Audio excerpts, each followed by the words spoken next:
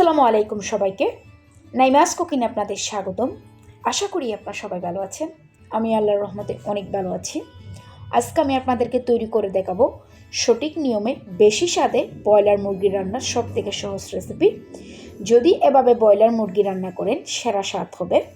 নাইমাস cooking মানে সহজ রান্না। যারা আমার ভিডিওগুলো দেখেন তারা অবশ্যই জানেন। চলুন এখন আমরা শুরু করব।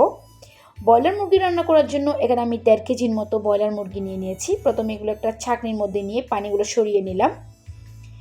একটি মিক্সিং বোলের মধ্যে নিয়ে নিয়েছি। এর মধ্যে দিয়ে দিচ্ছি সামান্য লবণ, সামান্য ধনে গুঁড়া, সামান্য হলুদ গুঁড়া, সামান্য মরিচ গুঁড়া দিয়ে দিচ্ছি। এরপর দিয়ে দিচ্ছি 1 পিস লেবুর রস, এখানে 1 টেবিল চামচের মতো হবে। এরপর হাত দিয়ে ভালোভাবে আমি মেখে দিচ্ছি। মাখানো হয়ে গেছে, এটাকে আমি একটা সাইডে রেখে দিয়েছি।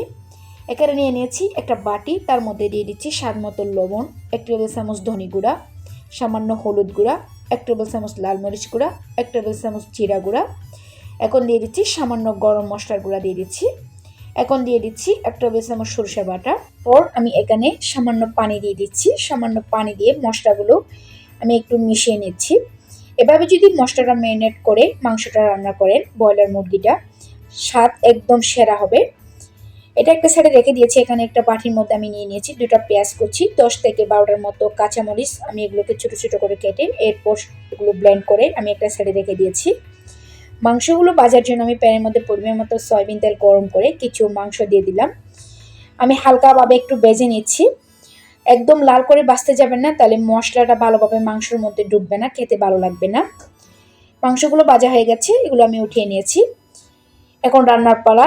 একটি হাঁড়ির মধ্যে পরিমাণ মতো সয়াবিন তেল গরম করে কিছু আস্ত গরম মশলা দিয়ে দিলাম। এরপর 3টা পেঁয়াজ কুচি দিয়ে দিলাম। এখন আমি দিয়ে দিচ্ছি 1.5 চামচের মতো আদা রসুন পেস্ট। এখন পেঁয়াজ আদা রসুন এগুলো প্রথমে হালকা একটু তেলের মধ্যে ভেজে নিব। এখন আমি কাঁচামরিচ আর পেঁয়াজটা যেটা আমি ব্লেন্ড করে রেখেছি এটা দিয়ে দিয়েছি। এটা দিয়ে আমি এগুলো একটু তেলের মধ্যে ভেজে নিয়েছি। এখন আমি যে মশলাটা ম্যারিনেট করে রেখেছিলাম এখন আমি এটা দিয়ে দিচ্ছি। মশলাটা দিয়ে সামান্য পানি দিয়ে প্রথমে মশলাগুলোকে একটু কষিয়ে নিব।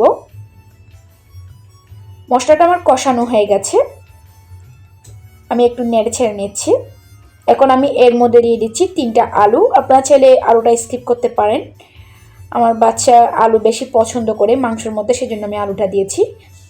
আলুগুলো দিয়ে সামান্য পানি দিয়ে ঢাকা দিয়ে আমি আলুগুলো হাফ সিদ্ধ করে নিয়েছি। এরপর আমি ভেজে রাখা মাংসগুলো দিয়ে দিলাম। দিয়ে সবগুলো একসাথে 2 মিনিট একটু মিশিয়ে নিব। মেশানো হয়ে গেছে। এখন আমি এর মধ্যে দিয়ে দিচ্ছি 2 কাপ গরম পানি। পানিটা দেওয়ার পরে সবগুলো একসাথে আমি ভালোভাবে মিশিয়ে নিয়েছি। এখন আমি ঢাকা দিয়ে 20 মিনিট রান্না করে নিব। 20 মিনিট পর ঢাকাটা উঠিয়ে নিলাম। আমার রান্না শেষ, আলু সিদ্ধ হয়ে গেছে ভালোভাবে। লবণ আমি চেক করে নিয়েছি, লবণ আমার প্রয়োজন হয়নি, সেজন্য আমি লবণ দিইনি। 10 মিনিট ঢাকা দিয়ে আমি চুলার আঁচটাকে লোতে রেখে আমি চুলায় রেখেছিলাম। এরপর একটি বাটির মধ্যে পরিবেশন করে নিয়েছি একটু আপনাদেরকে দেখানোর জন্য। দেখুন মাশাআল্লাহ, দেখতে অনেক লোভনীয় দেখাচ্ছে, খেতে কিন্তু অসম্ভব মজা হয়েছিল। সঠিক নিয়মে বেশি স্বাদে আমি ব্রয়লার মুরগিটা আজকে সহজভাবে রান্না করে আপনাদেরকে দেখিয়েছি।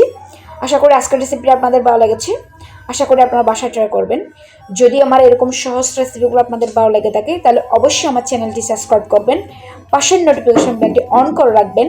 যখন আমি নতুন কোনো ভিডিও আপলোড করব তখন সাথে সাথে আপনাদের কাছে নোটিফিকেশনটি পৌঁছে যাবে। অবশ্যই আমার ভিডিওতে একটি লাইক করবেন। কোনো প্রশ্ন থাকলে আপনারা আমাকে কমেন্টস করে জানাতে পারেন। সবাই ভালো থাকবেন, সুস্থ থাকবেন, আমার জন্য দোয়া করবেন। আল্লাহ হাফেজ।